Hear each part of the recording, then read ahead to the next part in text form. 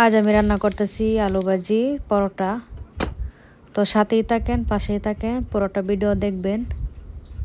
আসসালামু আলাইকুম এভরিওয়ান, কেমন আছেন? আশা করি সবাই ভালো আছেন, আমিও ভালো আছি। তো নতুন একটি ভিডিও নিয়ে আবারও চলে আসলাম আপনাদের মাঝে।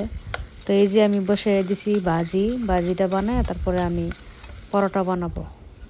তো আমার আর কেউ দেখে ভাইবেন না এটা অন্য কিছু। আমি হচ্ছে সৌদি আরব থাকি, তো আমার ঘরগুলো এরকমই, বাংলাদেশের মতো এত সুন্দর করে গুছাইতে পারছি না। তো যেরকমই পারছি আর কি। আর চুলাটা এত সুন্দর না বলতে কি, সিমেন্ট দিয়ে বালু দিয়ে অনেক কষ্ট করে বানাইছি, পিছনে ইট দিয়া। তো এইগুলি আপনারা দেখেন না, আমার রান্নাগুলি দেখেন। তো মিনি কিচেনের এইটা হচ্ছে আমার প্রথম ব্লগ ভিডিও, আপনারা সাথে থাকবেন। তো এই যে আমি পেঁয়াজ দিয়ে দিছি, আপনার সাথে কথা বলতে বলতে পেঁয়াজ কাঁচামরিচ দিয়ে লাল লাল করে বেজে তারপরে আলুগুলো দিয়ে দিছি। তো এখন দিয়ে দিব আমি হলুদ, হালকা একটু হলুদ দেব, দিয়ে দিব লবণ, দিয়ে দিব মরিচ, আর হচ্ছে আপনার হালকা জিরা।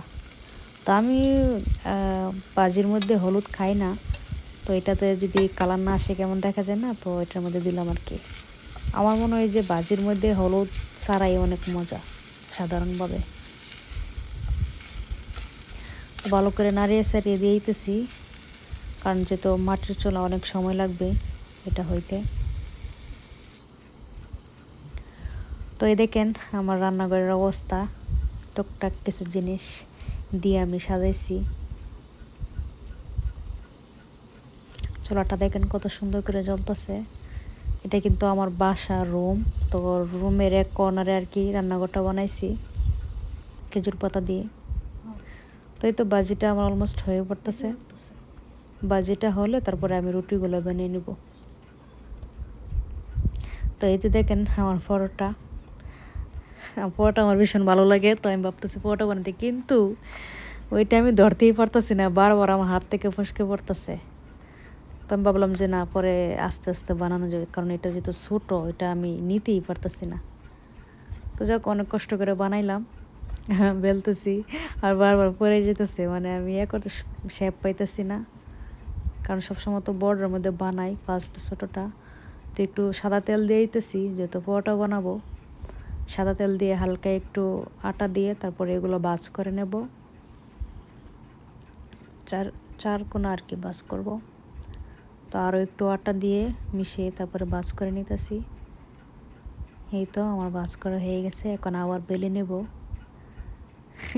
কত ছোট, কত কিউট লাগে আমার কাছে। তো এখন বুঝতে পারছি যে আস্তে আস্তে বেলা লাগবে, না হলে আবার হাত কষে পড়ে যাবে। তো এই আমার পরোটা বানানো হয়ে গেছে। তো দেখেন পরোটাটা কেমন হয়েছে।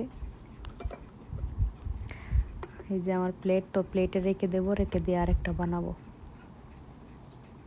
তো আমার কাছে পাইপেন ছিল না, আমার একটাই পাইপেন, যেহেতু আমি নতুন আর কি রান্নাঘর। তো আস্তে আস্তে হবে ইনশাআল্লাহ। তো আমি ভাজিটা নামিয়ে তারপর এটা ধুয়ে আনছি, এনে বসাইছি, এটার মধ্যেই ভাজবো। তাছাড়া রুটি অন্যর মধ্যে ভাজা যাবে না পাইপেন ছাড়া। তো পরে আবার আমি বেশি করে লাড়কি ভিতরে দিয়ে দিছি, দেন আগুনটা কীভাবে জ্বলতেছে কত সুন্দর করে, মাশাআল্লাহ। আগুন জ্বললে রান্নাও তাড়াতাড়ি হয়ে যায়। আর সবচেয়ে কষ্টের কাজ হয়েছে যখন আগুনটা নিভে যায় অর্ধেক রান্নার মধ্যে, আমার অনেক খারাপ লাগে। তো এই তো আমি রুটিটা বানিয়ে আবারও একটা বানিয়ে নিতেছি, যেহেতু অনেকগুলো ড্র আছে আমার এখানে, সবগুলো বানিয়ে নেব, যেহেতু বাসায় অনেক মানুষ আমরা। তো এই তো পাইপেন গরম হয়েছে, আমি দিয়ে দিছি পরোটাগুলো আমি তেল দিয়ে ভাজবো সুন্দর করে। তো এত আগুন জ্বলতেছে, আমি ভাবতেছি যে পুড়ে যাইব কিনা, কারণ তো কমানোর কোনো সিস্টেম নাই। সমস্যা নেই, পুড়লেও সমস্যা নেই। তো উঠেছে না, তো আমি আবার হাত দিয়ে উঠাইলাম।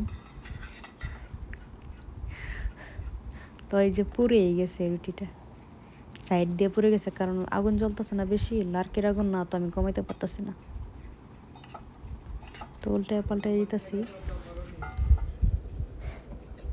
তেল দিয়ে দিলে তো আর পুড়বো না, সুন্দর করে হবে, যেহেতু পরোটা এভাবে খোলা দেওয়া যায় না। অনেক অনেক জ্বলতেছে আগুন এখন।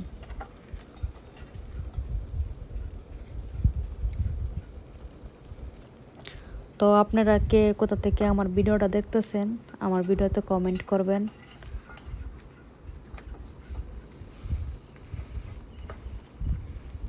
তো রুটি পুড়ে গেছে আমার রুটি এক পাশ দিয়ে পুড়ে গেছে। তাই এখন আবার দেখেন রুটি পুড়ে গেছে গা, এখন আবার আগুনও কমে গেছে গা। যাক সমস্যা নাই। তো আমি আবার দিছি লাড়কি দিছি, কারণ যত আরও রুটি আছে এগুলোও বানাবো, ভাইজা নেব। তো যার একটা দিয়ে দিছি, এখন আবার জ্বলতেছে। তো আগেরটার মতো আর কি এতটা করি না, এটা তাড়াহুড়া করি, তেল দিয়ে দিতেছি যাতে না পুড়ে। আগেরটা পুড়ে গেছে।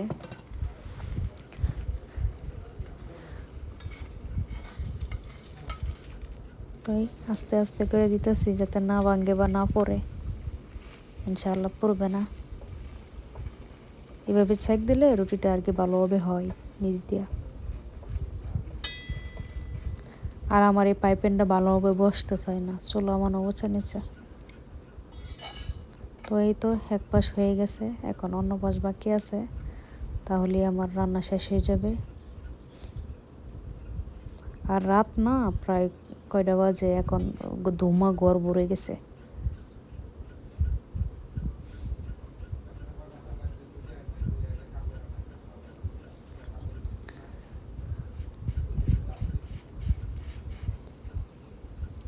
এই তো আমার রুটি প্রায় হয়ে গেছে, নামিয়ে নেব।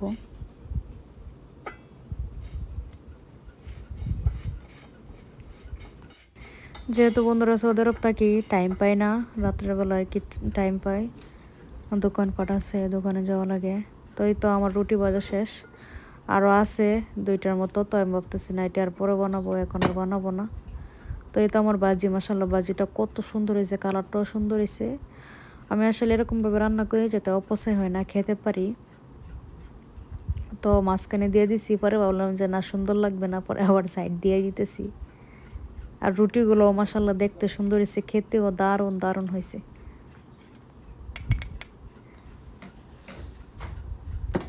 তো এই যে আমার রুটি বানানো হয়ে গেছে, আমার ভাজিও হয়ে গেছে। আপনাদেরকে একটু ভেঙে দেখাই কতটা সুন্দর হয়েছে, দেখেন কালারটা, দেখেন ভাজির কালারটাও আমার কাছে ভালো লাগছে। তো আপনাদেরকে খেয়ে দেখাইতেছি।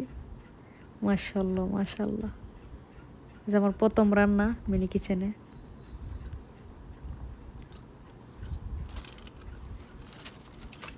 তো দেখেন লাস্ট আমার রান্নাঘরটা দেখে নেন কীরকম অগোছালো হয়ে পড়ছে। সবাই ভালো থাকবেন, নিজের খেয়াল রাখবেন।